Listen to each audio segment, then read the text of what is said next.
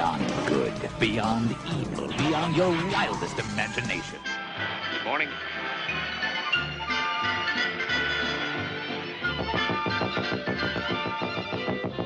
Hey, you! Come back here! Oh, hello. Who do you think you are driving through here like that? Why, I'm Porky Pig. Oh, so you're Porky Pig. And you want to go in there. And you want me to be a nice guy and let you go in there. So I can lose my job.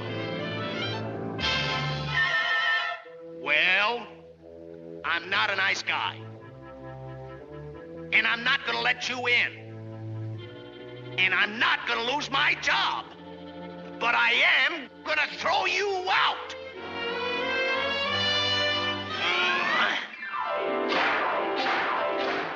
Get out and stay out.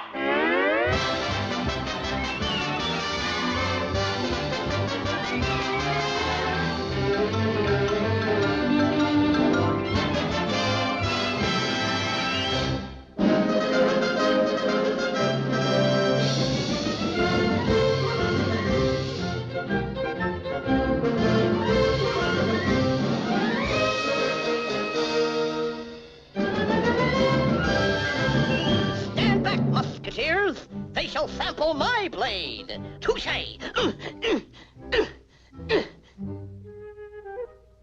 Musketeers? My guard. My blade. Hey, psst.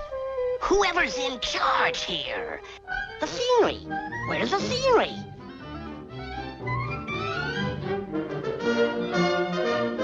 Stand back, musketeers. They shall sample my blade. Okay. Have it your way. Daffy Duck, he had a farm, E-I-A-I-O. And on this farm he had an igloo, E-I-E-I-O.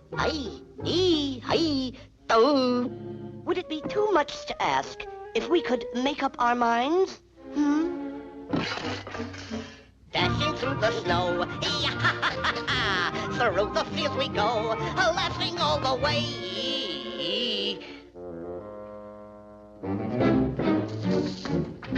Farewell to thee, the wind will carry back our sad refrain. One last embrace before we say, Buster, it may come as a complete surprise to you to find that this is an animated cartoon. And that in animated cartoons they have scenery.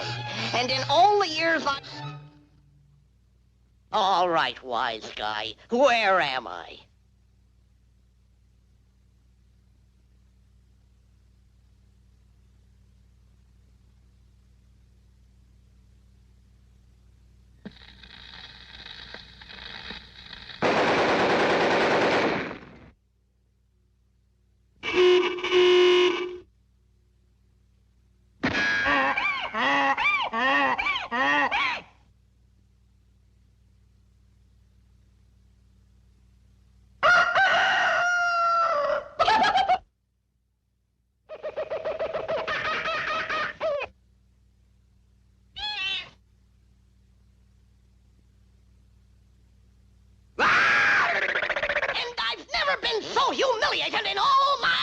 Hello and welcome to ToonCast Beyond's Animation Direction. This is the 10th episode of the Animation Direction Spotlight. I am your host, one of your hosts, TV's Mike. Joining me is TV's Mr. Neil. You're fired! Thank you, Mr. McMahon. God damn it, it was Mr. Spacely. I know it was Mr. Spacely, but I had to turn it around. No, McMahon's more like, you're fired. Oh God! I want Sting. You like Sting? I can so imagine Mel giving a voice to Vince. Oh God! Oh God! No, I know the "you're fired" is Mr. Spacely. Okay, folks. So, like I mentioned last time, or the time before that, or whatever the hell it was, I don't quite remember. Even though we are talking. The whole point of this spotlight isn't just directors. It's the golden age of animation. Period. End of story. And I just figured animation direction was a better spotlight name than some long ass. This is the golden age of animation spot. Just whatever. So tonight we are here to talk about the man of 1,127 credits. The man who has a 62-year career in voice acting. No one, I don't care who you are, not even Frank Welker, is going to touch a 62-year career. You've heard him in many things. You've heard him as the voice of Bugs Bunny, Daffy Duck, Yosemite Sam, Porky Pig, Tweety, Sylvester. Later, he would be the original voice of Woody Woodpecker, as we mentioned in the Walter Lantz episode. As Neil and I mentioned at the beginning of this show, he is the voice of Spacely. What the hell's...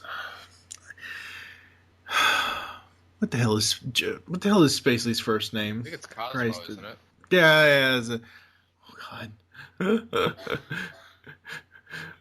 Remember when we did the Princess is the Turkey for the Pixels podcast when you sent me the Kramer picture? Oh yeah. Princess Cosmo. Peach as Cosmo Kramer as the turkey. Cosmo Kramer is if his name was different, he could be Spacely's son. Oh boy! So Cosmo Spacely, Barney Rubble, various other characters in his lifetime. We're talking about the incomparable, the man that all voice acting is basically set next to, Mr. Mel Blanc.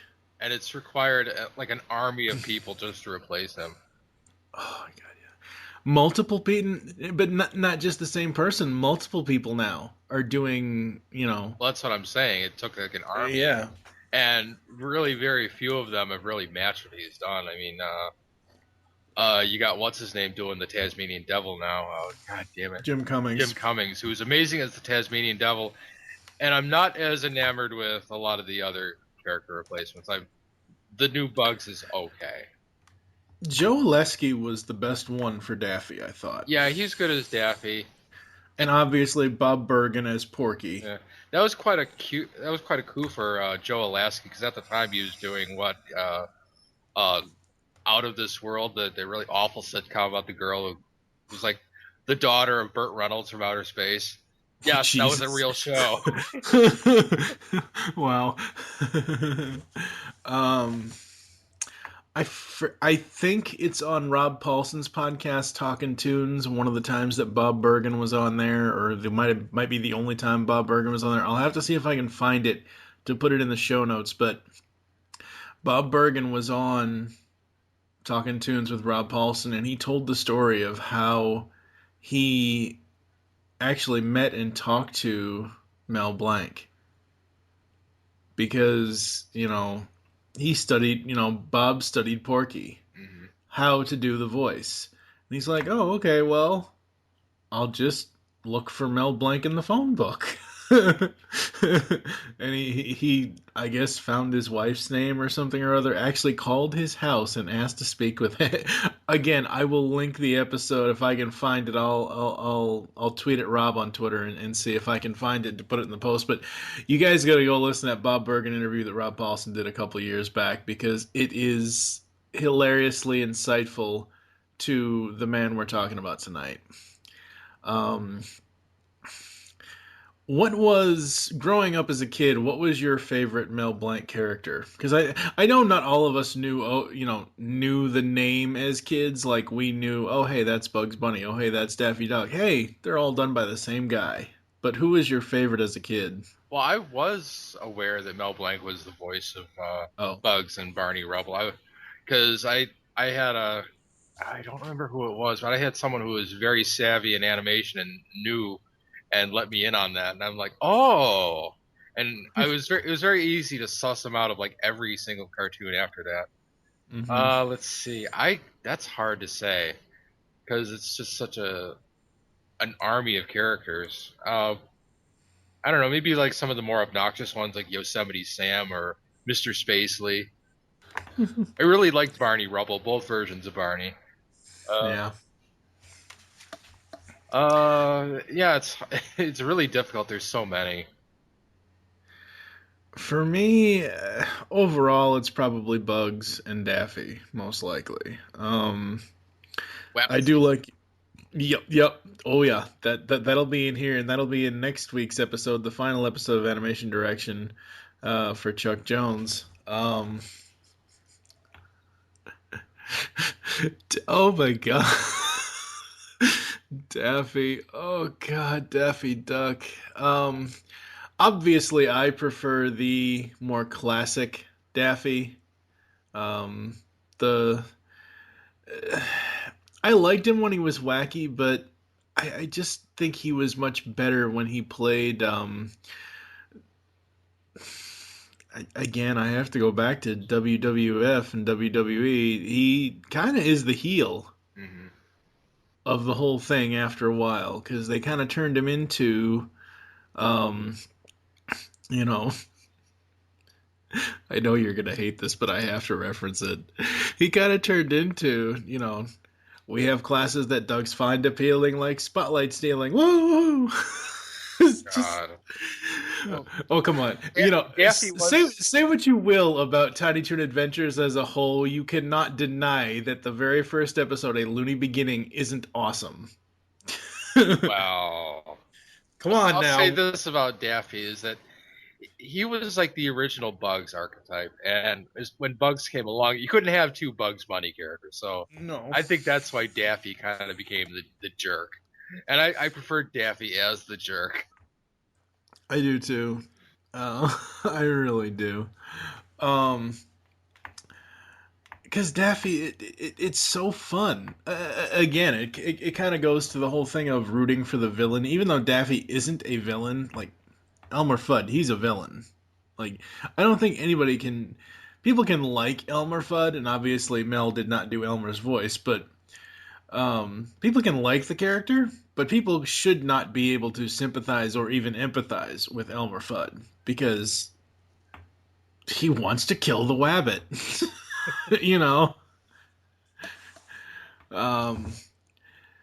But yeah, for me, my two favorite Looney Tunes character voices for Mel are Bugs and Daffy. I thought those were the best ones out of them all. I do like Tweety and Sylvester. I actually like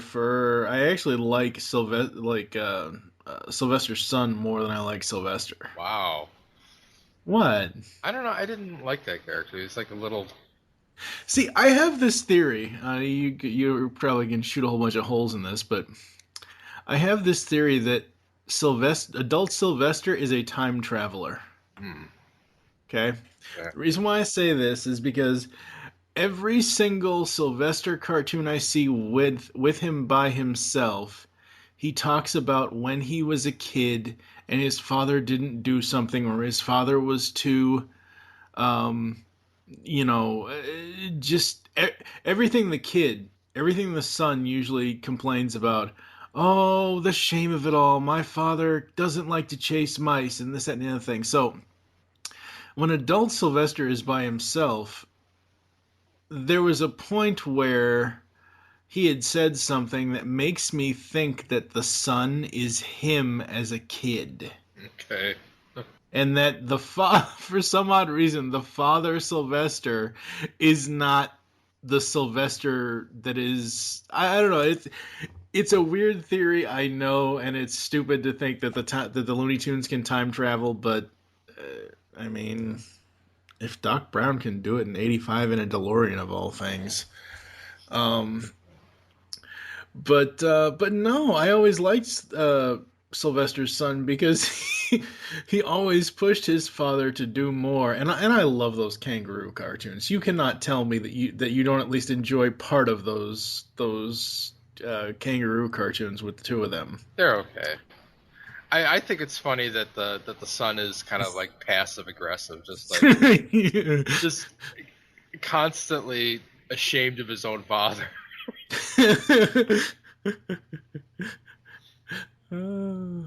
um, Now Mel also did voice. He did voice sound effects too, didn't he?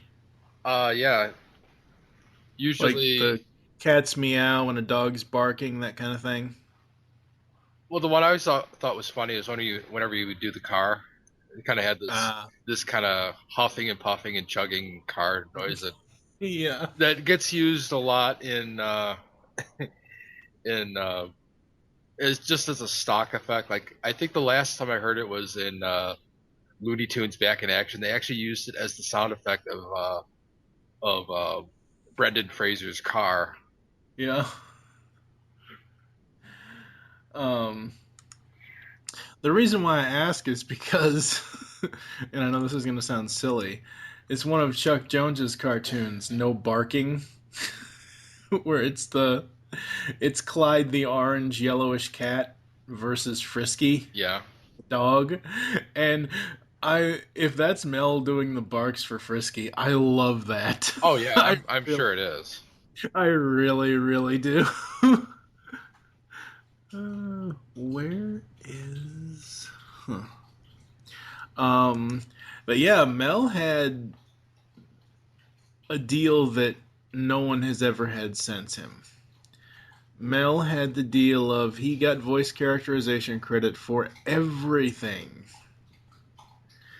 even stuff when Even when June Foray was in the cartoon, it was just like, nope, Mel Blanc's the sole the sole character actor in this cartoon. Yep. I think my favorite one with the two of them is A Witch's Tangled Hair. Mm-hmm. This is the one where it has Sam Cubish as the as the Shakespeare-like background character who's just walking around everywhere writing all the stuff down. Mm-hmm. And it's Bugs versus Witch Hazel. They get to a castle, and she goes to fly up to the tower where Bugs is, and her broom stalls and slams her into the other, to the wall behind her. And she says, "Silly me, we women drivers, I had the silly thing in reverse." And then she goes to fly up, and she says, "Hello." Bug says, "Goodbye," and gives her an anvil. She says, "Good grief." It's like, I don't know. That one has always had, like, when it comes to Mel and June acting together, that one always has a soft spot in my heart. Absolutely love that one. What about you? What are some of your favorites that Mel has done over the years for the Looney Tunes stuff specifically? I, it's really hard to boil it down to favorites because he's in everything. So if I name my favorite Mel Blanc cartoon, I'm basically naming my favorite Looney Tunes. Oh. He's like I said, I like the Yosemite Sam stuff. I think he's really good at Yosemite Sam. Foghorn Leghorn, just Mhm. all the obnoxious characters. I like. Like Bugs is funny, but Bugs is funny because of the animator of doing him in each cartoon. Mhm. I like Bugs more because of Chuck Jones's direction. Right. Daffy's funny whenever Daffy's playing the sort of obnoxious jerk. Mhm. Um, One of the good ones was when he was like the Vandal, where he was drawing mustaches and everything. That was really good Mel Blanc cartoon because one of my favorite Porky Pig lines is in that cartoon where he draws a mustache on Porky Pig, and Mhm. Porky's like, "I hate that. I can't do the voice." He stutters while he's whispering, which is really hard to do. Which, as you just heard, we fail at it. Yeah. And he's like, "I hate that duck." Oh man, I think my I was gonna say, I think that's actually a thing. It's like it's almost impossible to stutter while you're whispering for some reason. I'm sure Bob can do a good job of it as Porky. Yeah. But I think for me, like Porky and Daffy together, the best one they had, and this is back before Daffy got turned into the jerk, was You Ought to Be in Pictures. Just, I think the main reason why I love that cartoon is because we don't get to hear it, but we actually get to see Michael Maltese on screen as the security guard with Mel Blanc giving him a voice. Mm-hmm. And the voice that Mel uses for that character, for that live action character in that cartoon, is just simply amazing. I just there's so many great things about Mel Blanc, from his characterizations to the way he infers lines on us is just so wonderfully done. Now, as most of us will know, some of the voices are sped up for time. Oh, not just for time, but for effect. I mean, Right. Daffy isn't nearly as funny when it's like the lower tone version of Daffy, Mm-hmm. like from those '80s compilation movies that they did, where Daffy's suddenly got like a lower voice in certain scenes. Mm-hmm. But like Tweety, that's sped up, isn't it? Yeah, and it's also to Um, kind of help Mel differentiate the voices a bit better because True. yeah, he part of what he did. I don't mean I'm not taking him down at all. I'm just saying that like part of the illusion is just like also in the technology because he as good as he was, he can't really. He's got a range, like all Mm-hmm. actors do. He's got a certain range, and just by playing with the technology, you can get a lot more out of the actor than just what he did by himself. So that's part of what it was. Yep. Um, wow. Yeah, the first. I'm trying to see here. Holy crap. Uh, Jeez. I'm looking at his filmography on IMDb, and most of the stuff on here from his start this is 37, but I know he started before that. But most of the voice roles from 37 on, he is uncredited. Really? Yeah, according to it's IMDb. Take it with a grain of salt, but um,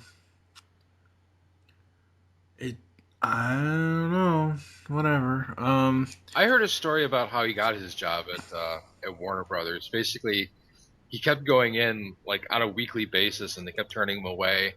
And then finally, they Mhm. let him in.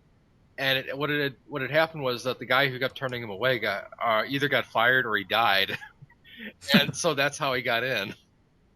So there you go, like persistence. Persistence works, I guess. Mhm. So no. His overall career in voice work started in 1927, Ah, but that was radio work. yeah, In 1927, he started on radio work, and he's got a lot of different cool voices for radio announcers. right. He really does. I mean, um, in 1946, he appeared in over 15 radio programs in supporting roles. Success on the Jack Benny program led to his own radio show on the CBS radio network, The Mel Blanc Show, which ran from September 3rd, 46 to June 24th, 47. Blanc played himself as the hapless owner of a fix-it shop, as well as his young cousin Zuki. I would love to find some of these old radio Yeah, programs. those have got to be a treasure trove, Oh my god, can you imagine? and they're probably mostly lost. Yep. Yeah, a lot of the greats started out on radio. That's one thing that it's one thing about modern animated voice work is that a lot of today's guys are really good, but they didn't start on radio, and so they're more like stand-up comedians now. A lot of them are are kind of like they kind of do the local circuit around L.A. So that's kind of where they learn their craft. Whereas I don't know, there's something about radio. There's something about the fact that no one can see you, so you have to really really improv, and that's why a lot of the voiceover artists of the classic era are so talented and so funny because they're used that they started out in a medium where you could not see them, and I think that did a lot of good for Mel. And the same could be said of Frank Nelson and Jack Benny, who the three of them together on the Jack Benny show. Oh my God, they were hysterical. I mean, you have to watch the Jack Benny Christmas special where he's in the department store and Mel's playing the clerk, and he keeps going back to Mel because he keeps wanting to change the card or change the gift wrapping or something. And by the end, Mel is just having a complete meltdown and he's screaming and crying and at one point Jack Benny completely loses it. He starts laughing on camera, and that's the best part of the whole bit is he actually makes Jack Benny crack up, and the you could hear it in the audience. The audience loved it too. Yeah. Yeah, no, it's absolutely amazing. Shall we talk about his voice for one of your favorite characters? 43 to 45, Private Snafu. Oh, jeez. I think it's great that they did these. I mean, the Private Snafu cartoons are not what you want to show your kids, but No. this is so hilarious. Oh man. And you know, after his Warner Brothers days, I think once he and Chuck Jones got together, as far as like, I honestly don't know because obviously I wasn't there. I don't know how much the directors and the writers had to do with him as a voice talent, because sometimes, like, I know by today's standards there are some projects where the creative teams or the producers or, you know, the crews don't get to see the voice actors and vice versa, and there are other projects where it's all inclusive. So I'm wondering how inclusive it was, because Mel followed, or at least he got another job with Chuck when Chuck was doing the Tom and Jerry stuff. Yeah. Well, for actually, for Sib 12. Chuck was very hands-on in the voiceover recording, because I've heard that what they would do is when they would have Bugs and Daffy in the same cartoon, Mel would do one voice and then Chuck would do the other, and they would do the whole cartoon just bouncing off each other, and then they would roll the tape back, and then they'd switch, and Chuck would do one voice and Mel would do the other, and that's how they got such natural delivery. It actually sounds like Bugs and Daffy are talking to each other, even though they're the same guy. Right. Just because Mel was playing off of someone, even though you never hear the Chuck Jones parts in the cartoon. Right. But I mean, when it comes to the Chuck Jones era of Tom and Jerry, that's, you know, we just did an episode on Hanna-Barbera, and don't get me wrong, I love the Hanna-Barbera era of Tom and Jerry, but the Chuck Jones era, which we'll talk about in depth next week, or actually in a couple of weeks here on ToonCast Beyond, I absolutely love. Like, I remember when I first got that DVD set when it came out a number of years ago, I watched it, I could not stop laughing. I just couldn't. It was just so hilarious. Because some of the screams that Mel gave Tom are just amazing. They just are. Right. Let's see. And that was a tough act to follow, because I think it was Will Hanna who was doing the voice of Tom in all the doing all the Tom screens in the original cartoons. Mm-hmm. So, yeah, Mel had a different take on Tom, but it was every bit as funny, I thought. Oh, it really was. It hit really well. Like, I think one of my favorite ones, and I know I'm jumping the gun into the Chuck Jones episode, but one of my favorite ones is oh God, I can't think of the title of it. It's when one of Jerry's it's not Jerry's cousin Muscles. I know it's not that one, but it's the one where his relative that looks just like him, that's a magician, comes in, Mm-hmm. and he walks in and he does his magic, and Tom like gets floated up in the air, and then as soon as the mouse passes him, he just slams him on the ground. I absolutely love that one. It's hilarious. Obviously, when we do the Chuck Jones episode, I'll remember by then what the name of that one was. Right. But Mel, you know, he had such a great career even after the accident. I mean, even after his car accident, he still was, you know, um, doing great, even though it was revealed that during his recovery that his son Noel ghosted several Warner Brothers cartoons voice tracks for him. Even then, it's Yeah. still, it's the guy's son. And I've seen, I forget where I've seen it, but I've seen interviews with Noel Blanc, and he can pretty much do what his dad. He can't do everything his dad did, but he can do Bugs. He can do Sylvester and that kind of thing. Right. Yeah, he was pretty close. I don't know why they didn't hire him on for like the later after Mel died. I mean, I've heard that maybe he didn't really want it. He really wasn't up to it or didn't want to commit to it, or maybe that was it. I don't know. Or maybe the studio, I don't know, maybe the studio didn't want, because the studio seemed to hold back on any new Warner Brothers animation until after Mel died. I mean, that's my speculation. It's like as soon as Mel was in the ground, that's when they were like, "Hey, let's do Tiny Toons." Oh, come on! Now wait a minute here. You can't just.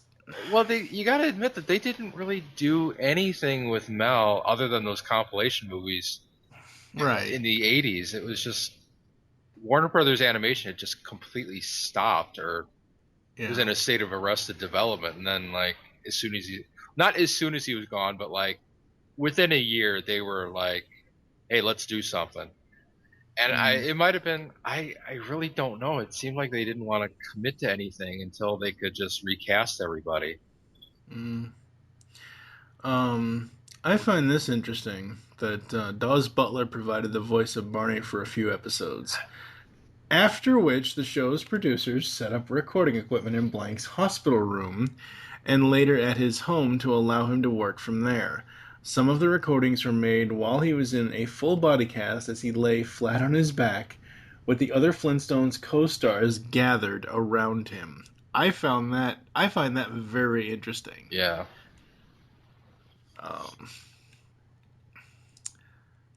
You know, he Mel is just an amazing, amazing man. What else do we want to say about him? God, he has such an amazing body of work at Hanna-Barbera. I mean, with Barney Rubble and Mr. Spacely, and God, I should really have the IMDb page open right now, but I don't. Speed Buggy, Yeah, Secret Squirrel. Yeah, oh God, Secret Squirrel. Oh, come on. Everybody loves Secret Squirrel. I like Secret Squirrel. Okay, good deal. Captain Caveman. Captain Caveman is one of my secret favorites. Because he's again, he's in the Yosemite Sam range, and just that big bellowing scream that he does whenever he comes to save the day. And I like that he started out as like kind of another one of the teen mystery shows where it's got like a bunch of teenagers hanging around with the mascot, and then later they kind of retconned him into the Flintstones, where he's actually a very good fit. Yep. Captain Caveman and Son, the only good part of the Flintstones kids. Oh, come on. I thought we are gonna do a podcast about kid version cartoons, and we're gonna have this out because you got Tom and Jerry kids, you got Flintstones kids. What other kid cartoons are there? Looney Tunes babies, Muppet. Yeah, Baby Looney Tunes, Muppet. Well, Muppet, we already covered. Yeah, that doesn't really count because Muppets weren't a cartoon at first. Yeah, no. And we had already covered a pup named Scooby Doo back in ToonCast Classic. That's like the other good one. As much as I bust on Ken Kennedy for ruining Tiny Toons with his off-model bullshit, when he got his own show and was allowed to just horse around by himself, that was a much better thing for him because at least a pup named Scooby Doo was all his, as opposed to being the weird scenes in like Tiny Toons. Oh man. So yeah, Captain Caveman. He also did the voices for Wally Gator, and what did he do in Perils of Penelope Pitstop? I don't remember him. He was probably the Goons. Oh, he's the Anthill Mob. Oh, that's right. He was. Yeah, he was some of those. He was like the giggling one. Yep. Yeah. Let's see. He was Wally Gator. I don't remember that. That's what it says on Wiki, but it's Wiki. I don't know. I'll have to check that out because Wally Gator was kind of like. God, who was I forget who Wally Gator was patterned after, but it was not a voice that I would associate with Mel Blanc. Yeah, he only had 2 seasons of Wally Gator was like Ed Wynn. Oh no, Wally was Dawes. Yeah. But that wiki article needs to be rewritten. But Dawes Butler doing his Ed Wynn voice. Don't you know? Don't you know? Yeah, Mel was additional voices such as Colonel Zachary Gator. He's only in 1 episode, so I don't know why they have that written like that. But anyway. Let's see. I'm trying to think here. Let's see. Where is? Okay. Winchell, Messick. He was Yak Yak. The talkative one made kind of a yuck laugh no matter how disastrous the news he was impairing. The worse news he imparts, the harder he laughs. That was Mel from Anthill Mob. I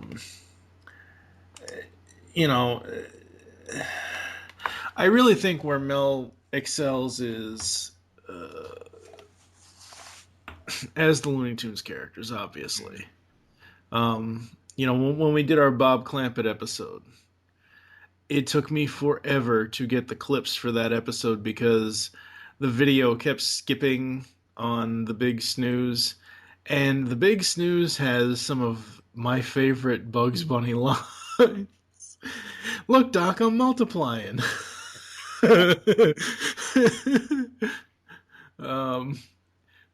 I repeat, what a serene scene. It just has so many great lines in it. And then, like we've already mentioned with Chuck Jones, and with Daffy, there's one I forget. I don't think it's one of the Rabbit Season cartoons that Chuck did, but there's one where Bugs does dress up. Actually, I think it is one of the Rabbit Season ones. I don't remember which one it is though. Bugs dresses up as a lady, tries to flirt with Elmer. Daffy comes up and says, "Out of sheer honesty, don't you have anything to tell him?" Don't you have anything to say? Out of sheer honesty? Yes, I would just love a duck dinner. Bam! Speaking of that cartoon, where Mel really excels is that the amazing ability to do one character impersonating another, which is extremely difficult, but he's got Daffy doing Bugs and Bugs coming along and doing Daffy. And it's just like amazing that he could even do that. It's like who in the world can do that? Maybe Frank Welker. Yeah.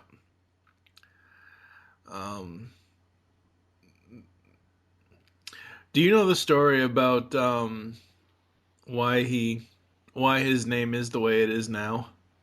I know I've heard it. again, I think this is that interview with his son Noel.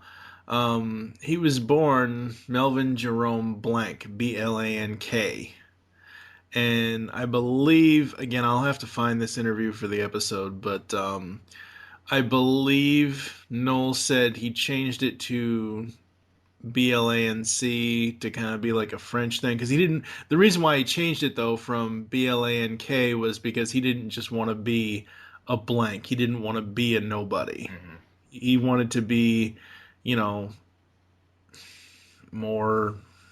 I don't want to say French, but he wanted to be more upper crust, I guess, or something. He wanted to be a little bit more fancy.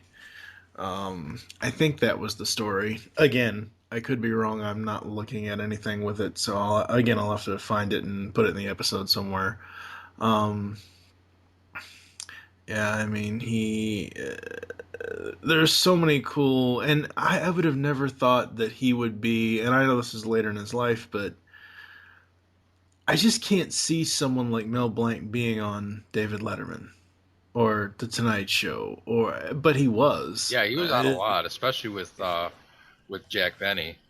Mm-hmm. I mean, there was a clip out there of him on Letterman. I believe this is before Letterman went to CBS. It was when he was still at NBC. Oh yeah, because Letterman left for CBS in like '92. Yeah. Oh yeah, this is way obvious. I think this was like right before Roger Rabbit or right after Roger Rabbit came out. And you know, it's just so weird seeing Mel on late night. I love it, but it's just so weird seeing him on a program like that. Like I can visualize Mel Blanc on the Jack Benny program, whether it's the radio version or the TV version. I can picture him on that, but seeing him next to Letterman is a little strange. Yeah, it's because I don't hardly. I don't even think I can count on my hand how many voice actors or lack of voice actors I like. Those aren't the guests that Letterman and, you know, Carson and Leno and sadly now Jimmy Fallon. Those aren't the kind of guests, like, they don't go after voice actors. They might have Chris Rock on, and Chris Rock isn't, you know, even though he says he isn't, like, best known for his voice roles, let's face it. But it's very rare that you're going to see a Frank Welker or a Jim Cummings or, you know, those kind of people on a late night talk show. Yeah, well, it's just weird seeing him on Letterman because it's so late in his life, and it's hard to think of Letterman and Mel Blanc being in the same era, even though they were. It's kind of like, God, I hate to use this example, but I just saw a double review of like Jingle All the Way 1 and 2. And in Jingle All the Way 1, it featured Jake Lloyd, the kid from the Star Wars prequels. Yeah. And God, the guy from SNL. I can't believe I'm blanking on this guy's name. Seth Meyers? No. Like early '90s SNL cast. I'm gonna have to look this up.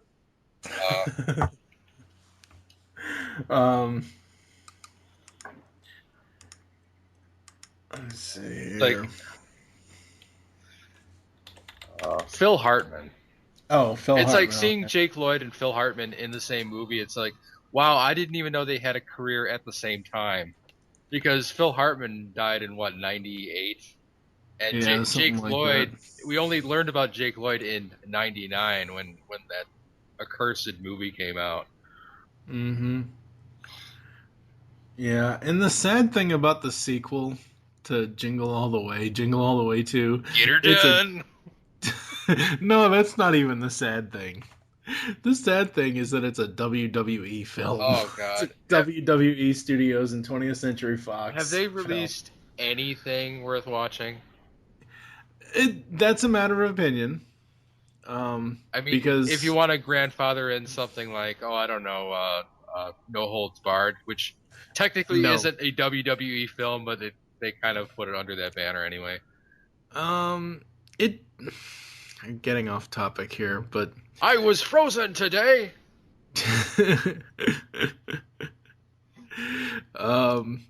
I think we're gonna. I'll answer you off air on that one on the WWE film thing because that's way off topic. But Mr. getting Nanny. back. Wait, what? Mr. Nanny. Oh, okay. Anyway, moving on. But Mel Blanc, the man could do no wrong. No. It's actually very sad to me that he died from heart disease and emphysema. Yeah. It says here that he was smoking at the age of 9 is what it says on here, I believe. Jeez. Let me just double check. And again, it's Wikipedia. Take it with a grain of salt, people. Blanc began smoking cigarettes when he was 9 years old. He continued his pack-a-day habit until he was diagnosed with emphysema, which pushed him to quit at age 77. A little late. Wow.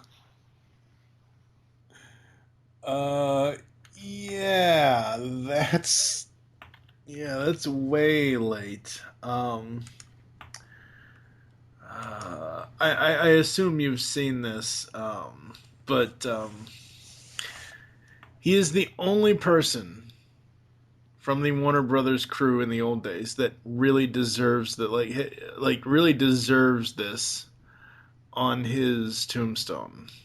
And it says on his tombstone, "That's all, folks. Mel Blanc, man of 1,000 voices, beloved husband and father, 1908 to 1989." I can't believe they actually put it on there, though. I mean, I can and I can't, but it's just one of those things where that's all, folks. And the funny thing is, I always thought that was part of the end of every single Warner Brothers Looney Tunes Merry Melodies cartoon. Every one I've seen in the last 4 or 5 years on the Cartoon Network / Boomerang package, it just closes out with the music and the writing. It never actually has Porky saying it. Yeah, I mean that was really early on that they had Porky doing that. Yeah. Back when Porky was the star. Yeah. Which is weird. True. It's always weird to think about that, but yeah, Porky is way before Bugs Bunny. Yeah. And it's very rare to even have those two in the same cartoon. Huh. And I can only think of 3 times that it happened, and in one of those, Bugs Bunny knocks out Porky and takes over as the star of the cartoon. Yeah. One of the very last Looney Tunes cartoons ever made. So, not to get too morbid here, but after Blank's death, his voice continued to be heard in newly released productions, such as recordings of Dino in the live-action Flintstones movies. Yeah. This is kind of what they're going to be doing with Bill Melendez when that new Peanuts movie comes out. Yeah. They're using his recorded tracks from Snoopy and Woodstock. Yeah, because he did that for so many cartoons that you could basically just pick and choose any track you want, and you would never be like, hey, that's from that cartoon, because it's like you've heard it like 1,000 times, and no one has the recall to even figure out which cartoon that those voice effects even come from. Yeah. And there's probably a lot on the cutting room floor that they never even used, so they got a wealth of audio of Bill Melendez and of Mel Blanc. Oh, I'm sure. Blanc did train his son Noel in the field of voice characterization, although the younger Blanc has performed his father's characters, particularly Porky Pig, on some programs. He has chosen to not become a full-time voice artist. Okay. Then that's... You know what? That's perfectly fine. Yeah. I mean, the man recognizes, and, still to this day, obviously, promotes what his father was and still is to people, and that's all well and good. You don't necessarily always have to follow in your mother, father, parents' footsteps. He's done the voices a couple times. In fact, he did it for Family Guy. There was an episode where they did a Bugs Bunny gag and they brought him in to do Bugs. Even though it was him, I'm sorry. Family Guy, seriously. Sweet. No, just no.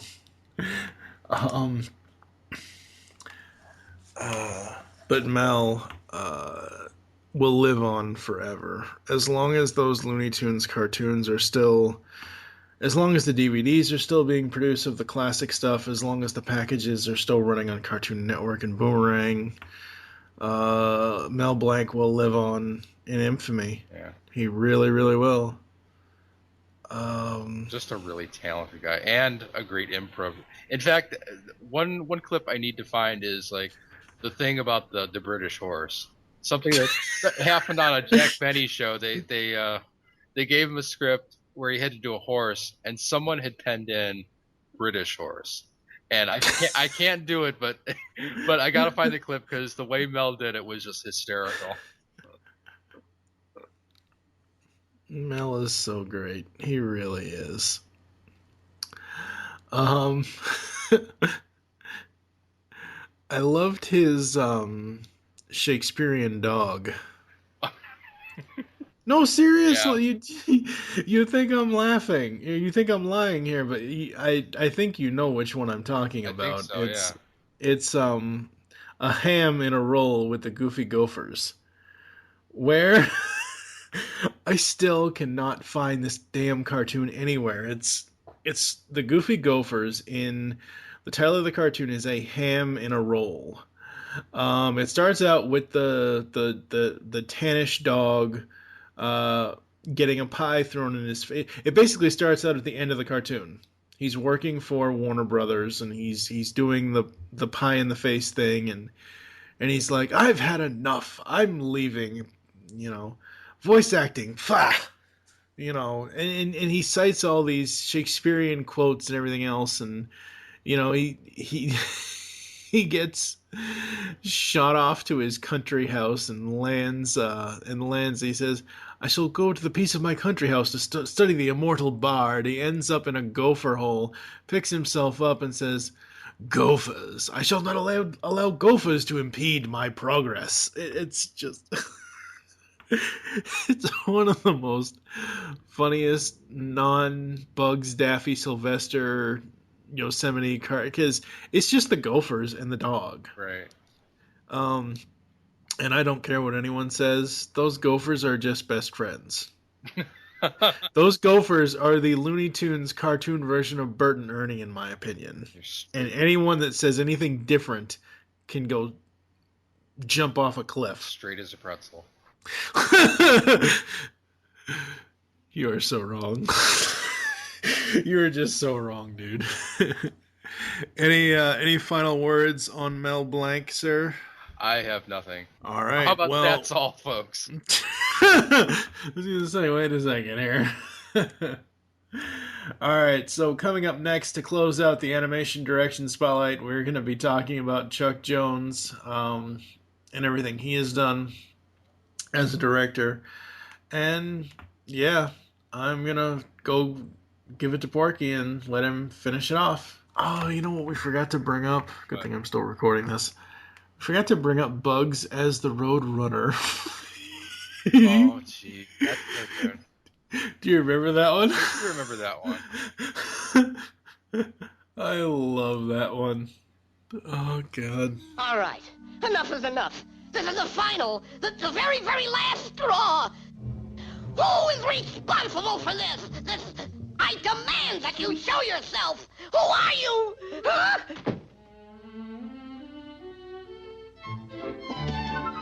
Ain't I a stinker? Be very, very quiet. I'm hunting wabbits.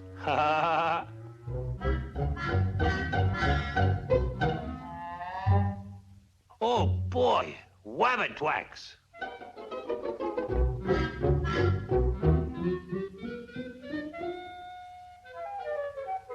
Oh, Bugsy, pal, there's a friend here to see you. survival of the fittest. And besides, it's fun. Did someone knock?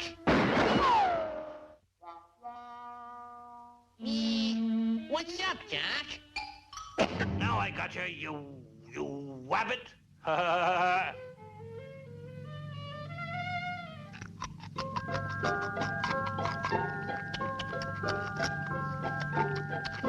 Say, Doc, are you trying to get yourself in trouble with the law?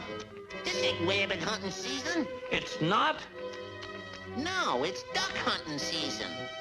That, sir, is an investigated fabrication. It's wabbit season. Duck season. Wabbit season. Duck season. Wabbit season. Duck season. Wabbit season. Wabbit season. Duck season. Wabbit season. I say it's duck season, and I say fire.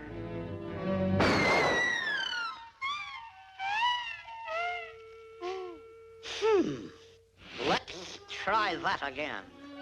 Okay. I'll start it this time. Right. Wabbit season. Duck season. Wabbit season. Wabbit season. Duck season. Fire!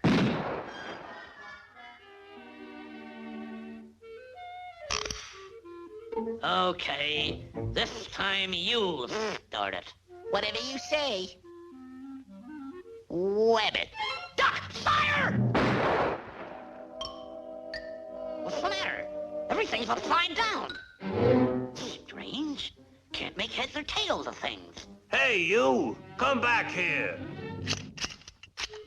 Well, what do you know? No more bullets. No more bullets? Hey, laughing boy. No more bullets. No more bullets? Here, let me see that thing. Well, what do you know? One bullet left. One bullet left?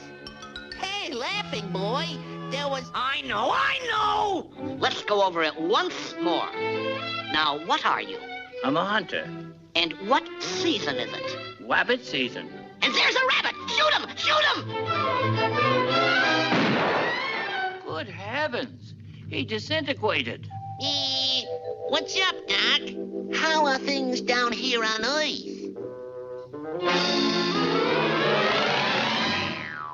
Golly, Mr. Wabbit, I hope I didn't hurt you too much when I killed you. Are you nuts? Why, if he's dead, then I'm a mongoose. Wabbit season. Duck season. Wabbit season. Duck season. Wabbit season! Duck season.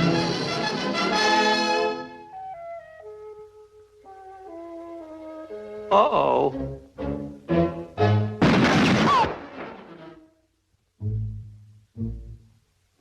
Shh. Be very, very quiet.